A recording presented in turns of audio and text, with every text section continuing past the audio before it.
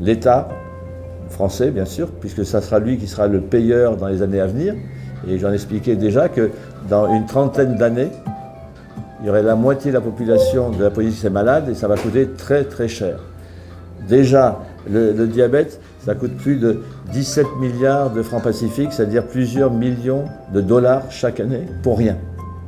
Et moi, j'ai commencé ici dans les années 80, ça coûtait 170 millions, et maintenant c'est 17 milliards, c'est-à-dire c'est 1000 fois plus en 30 ans, le diabète coûte 1000 fois plus en soins qu'il y a 30 ans. Pour l'hémodialyse, c'est pareil, qu'il faut donc combattre, et toutes les bonnes volontés sont les bienvenues. Ce qui fait que le budget pour le diabète, ça équivaut presque au budget de l'hôpital. Mais quand vous avez un sujet qui est malade, donc avec ses complications, d'abord il faut préciser qu'en Europe ou aux États-Unis, l'âge moyen du diabète c'est 55 ans. En Polynésie c'est 45, c'est 10 ans avant. Donc il y a une perte de chance. Donc on appelle ça dans la société une perte de chance et qui va se répercuter sur l'emploi, parce que ce monsieur ou cette dame de 45 ans est encore en cours d'activité et ne pourra plus travailler. Donc ça va être une perte pour l'employeur, c'est une perte pour la société. Et au niveau de la famille, on va avoir quelqu'un de malade. Donc dans la famille, ça va aussi causer un problème. Et enfin, tout ça, ça a un prix, ça a un coût. Donc l'hémodialyse, les soins médicaux, les problèmes d'infection des pieds, et ce qui fait que ça entraîne justement un sérieux coût pour la société. Et comme je disais, mais par contre le problème du diabète sucré, c'est-à-dire l'excès chronique de sucre dans le sang, la surcharge pondérale, c'est un problème au long cours. Ça va prendre 2-3 générations, donc il faut que tout le monde se mette au travail.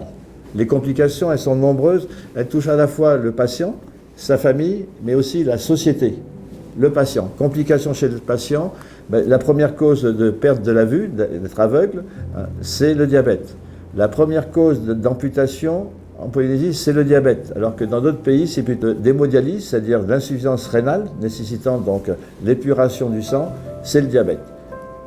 Et en définitive, il y a des comorbidités, c'est-à-dire que souvent, le diabète, on ne meurt pas directement du diabète. Le diabète, en définitive, c'est une maladie cardiovasculaire. C'est-à-dire que le diabète sucré va toucher aussi le cœur, donc on va avoir des infarctus, des strokes, des accidents vasculaires cérébraux, donc des paralysies, et donc ça va entraîner un handicap sérieux pour le patient. Donc aveugle, infarctus, hémiplégie, hémodialyse, complications pour le patient.